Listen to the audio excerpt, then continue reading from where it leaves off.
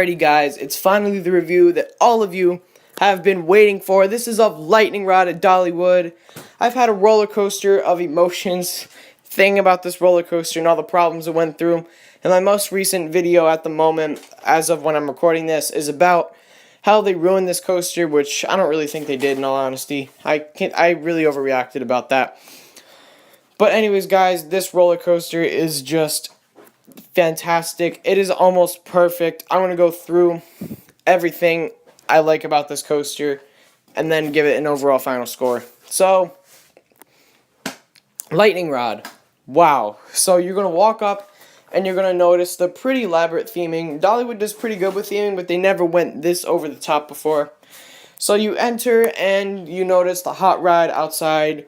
And if you go to Dollywood, it's probably going to be closed. But when I went on Dollywood opening day 2017, so there was a nice southern man waiting outside for me. So I walked through the station, noticed the pretty elaborate theming. There were lots of car parts everywhere, and there were like hot rods. It was really nice looking.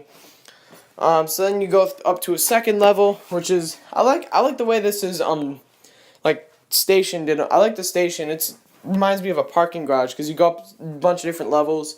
On the third floor is the hot rod or the lightning rod.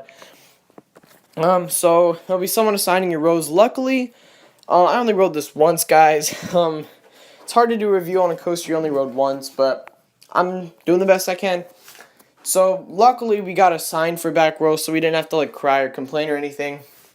So then we put on the seatbelt first, and then lowered the RMC lap bar restraint, which a lot of people have a problem with this restraint. I personally, I kind of liked it. It wasn't very tight for me, honestly.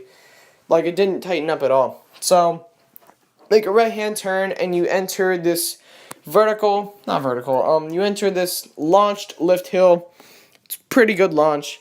And you enter this small pre-drop airtime hump before you enter the main drop. Then you go into a very, very large wave turn.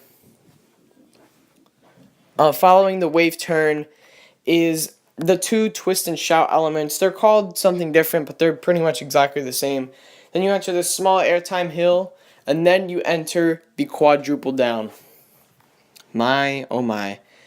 And then you go, after the quad down, you go into a small bunny hill, and then you enter a overbank turn into the final brake run. So, let me break down each element for you. The launch, it is a top 3 launch for me, but it's the weakest part of this entire ride. Yes, call me crazy. Next up, you have the small ejector hill, and honestly, this is the most surprising moment on the ride. I wasn't expecting this much airtime over a pre-drop. Like, if you go over a B&M pre-drop, you're not getting airtime at all.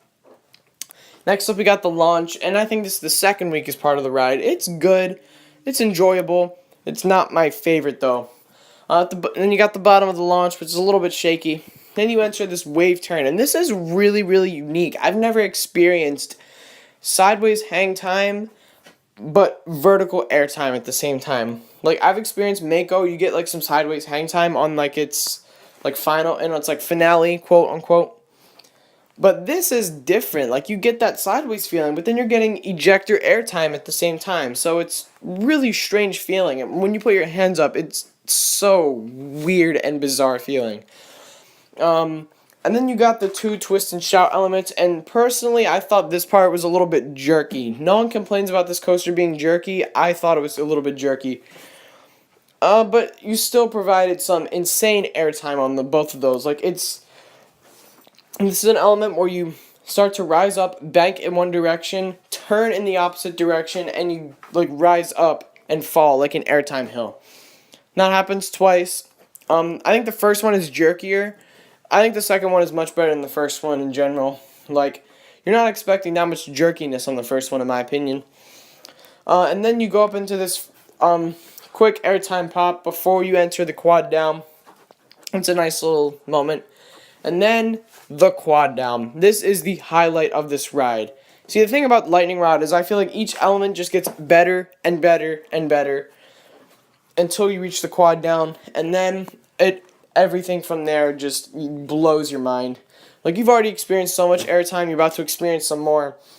And you enter these 4 small airtime hills, and each one progressively gets better and better and better and better. finally, after the quad down, you enter the small bunny hill, which is it's honestly just as strong as the moments on the quad down, and you enter this large overbank turn, which provides some strange lateral G's. Same thing with the twist and shouts; they provide nice lats too. And then you enter the final brake run after a small dip into it. Let me just say, my only two complaints are the small rattle, which every wooden coaster has a small rattle. Let's be real for a moment. And the jerkiness. That's the one thing I didn't like. It was a little bit too jerky for me. But still, the airtime was relentless. I don't think there's anything like this on Earth. You could make the argument that Wildfire at Colmodern is better, and personally, I think I agree with you. Wildfire looks like the better ride, but this is just, you can't get an experience like this. Like, Wildfire reminds me so much of Outlaw Run and Iron Rattler and Medusa Steel Coaster. They're similar, but nothing is like Lightning Rod on this planet. So what am I giving Lightning Rod? I'm giving it an 11 out of 10. I don't know if I can do that, but I'm doing it. I think this is definitely a top 10 roller coaster in the world. No matter how much you hate on it for it not being open for you, or no matter how much you hate on it in general, I think this is a top 10 roller coaster on Earth. So anyways, that'll do it for this review. Thank you all so much for watching. Be sure to check out some of my newest videos coming to you guys soon. And as always, I'll see you guys next time. Peace out.